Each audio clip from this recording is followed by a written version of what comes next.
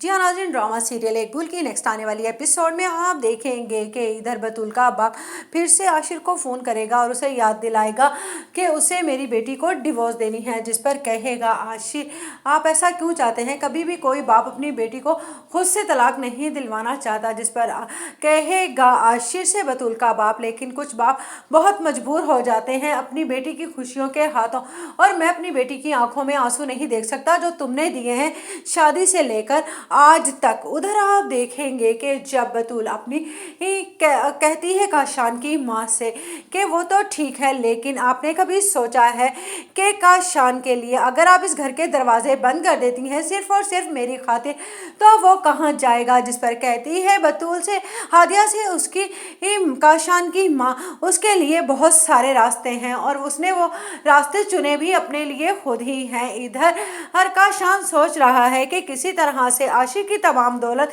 मिनाहिल के हाथ आए और वो मिनाहिल का पत्ता साफ करके उस सारी प्रॉपर्टी पर हाथ साफ कर ले। लेकिन इधर मिनाहिल सोच रही है कि वो किसी तरह से सारी प्रॉपर्टी हासिल करने के बाद काशान को रास्ते से हटा दे। दोनों ही एक दूसरे को अपना मोहरा समझकर इस्तेमाल कर रहे हैं। उधर आप देखेंगे कि आशिर कहेगा मैं एक बार बतूल से मिलना चाहता हूँ, और अगर वो मुझसे खुद कहेगी कि वो मुझसे डिवोर्स चाहती है तो मैं एक लम्हा नहीं लगाऊंगा उसे डिवोर्स देने में। जिस पर कहेगा बतूल का बाप मेरी बेटी बहुत साबिर है और वो ऐसा कुछ भी नहीं कहेगी तुमसे, इसीलिए तुम उसकी मासूमियत से फ़ायदा उठा रहे हो। उधर आप देखेंगे कि आशिर की माँ आशिर को इस कदर उदास देखकर कहेगी मैं जानती हूँ ये उदासी किसी और वजह से नहीं, ये सिर्फ और सिर्फ बतूल की जुदाई है। जिस पर मिनाहिल आकर कहेगी आप बार बार आशिर के सामने बतूल का जिक्र क्यों करती हैं, आप हमारी ज़िंदगी में सुकून रहने देंगी या नहीं।